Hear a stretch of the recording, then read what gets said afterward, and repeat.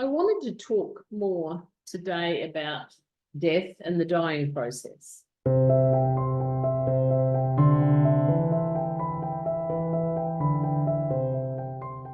My last video created quite a few questions, and I was able to provide some answers, but it struck me that there might be still some questions and that you haven't asked them yet. I thought I'd give you some more detail and how important I think it is to understand the dying process. And in order to understand the dying process, you have to have a greater understanding of the living process. Imagine that. And that's where I think personal development and the dying process come together beautifully. Because the more you work on yourself, the greater awareness you have, the more you understand yourself, the more you become comfortable in your own skin, then what I've observed firsthand is that you then have a greater understanding of the dying process. And my first experience of death was when I was in primary school, very young age. And where I went to school, there was a little house next door to the school, and there was an older lady. She probably looked pretty old to me because I was young, who would sit at the window and wave to the kids going to school. And then one day she passed. And as a term of respect and gratitude for her, every child at our school was led in to her lounge room where the body was in the casket, the top was off, all these little kids trailing past. And I'm sure my eyes were like this, but I remember thinking I wanted to touch her. I didn't dare because no one else was, and I was only small. I would have been, oh my goodness, maybe 8, would have been even younger. But that was my first experience of death itself and seeing what it looked like. Did I feel horrified? Did I feel, I don't believe that I did. I don't remember, but it isn't something that's stuck in my mind as a traumatic event, put it that way. And that's why I've been contemplating this notion of personal development and the dying process. Because I know my partner who passed last year, she did a lot of work on herself. And we had rather an interesting, well, it was an interesting situation. We both had a good giggle about it later, because that's what we used to do. We were at palliative care, and one of the nurses said to Jean, my partner, would you like to see a psychologist? And I remember the look on her face. She was quite indignant. What a psychologist?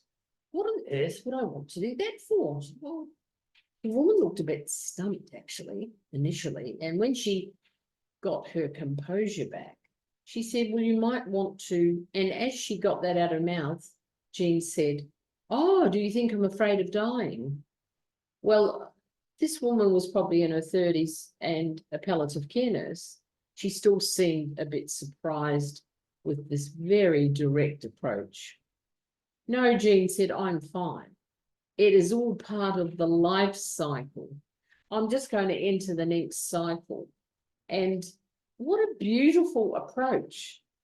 And as we were driving home, the bit that we giggled about was the look on the nurse's face. She looked quite, oh my gosh, she wasn't sure what to do next. But I thought it was a good entry point for her, which she didn't take advantage of, in terms of, when I say didn't take advantage of, she didn't ask more questions. And for me, there's always a better question. But she left it alone, and almost to the point of avoiding it. And I was disappointed with that, because I thought there could have been some learning there for everyone. And one of the things about knowing yourself, and I believe Jean did know herself, she'd done a lot of work on herself, is that she came to the process of her death and her dying with great knowledge. And I have to say, and some of the questions have been around this, that we talked at great depth about the process that was ahead of us, because she was unwell for 5 years before her passing. And we did some serious conversations into the night about it, to the point that as it drew closer, Jean planned everything. Her memorial, who to ask, what to do with this, that. We had some very interesting, sometimes tearful discussions, but in the main, we just sat, chatted, discovered new things about how we felt about this process. And it seemed to me to be a natural progression, just like Jean had said previously, that it's just the next part of the life cycle. Why on earth would you be afraid? Afraid, confronted, whatever it is.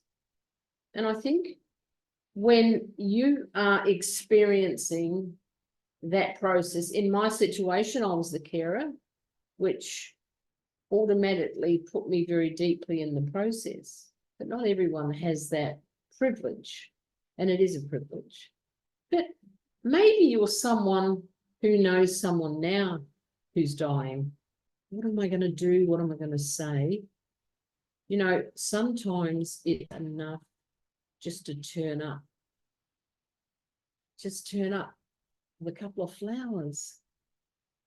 Just turn up, make a cup of tea, sit down, sit in the silence.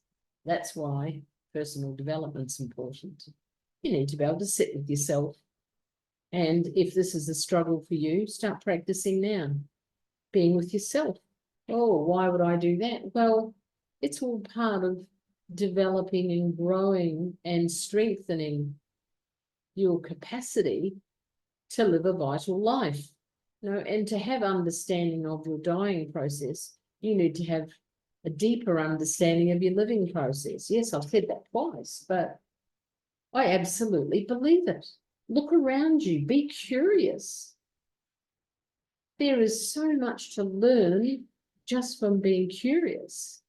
There's even more to learn by committing yourself to a program of personal development, whether it be through your business or personally.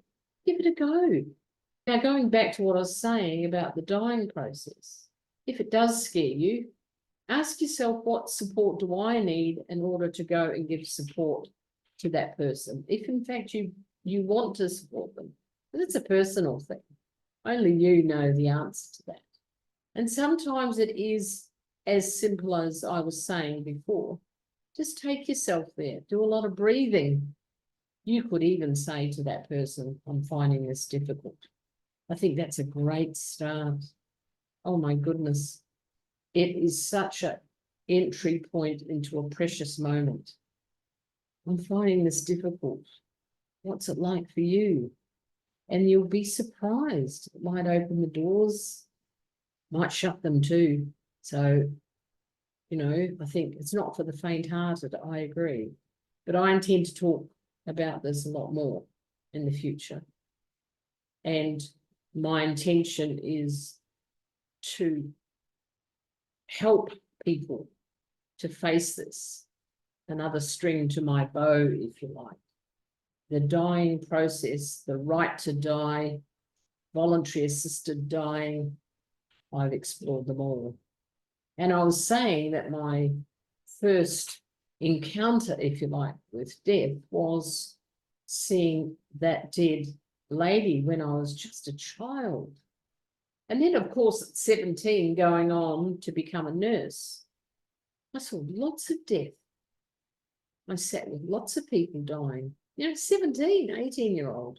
It was such a growth experience, but I remember never being afraid. I can't actually say why that was. I was a little uncomfortable in the beginning, but then I would quite often seek the experience out. If they asked for volunteers to sit with someone, I would do that because I knew that it was precious. It was an opening into a world that I wanted to know more about. And you can too, if you dare. So thanks for watching today. Stay tuned. There's going to be more about the dying process, how personal development helps you with that, how to give comfort, how to be caring for people in that process.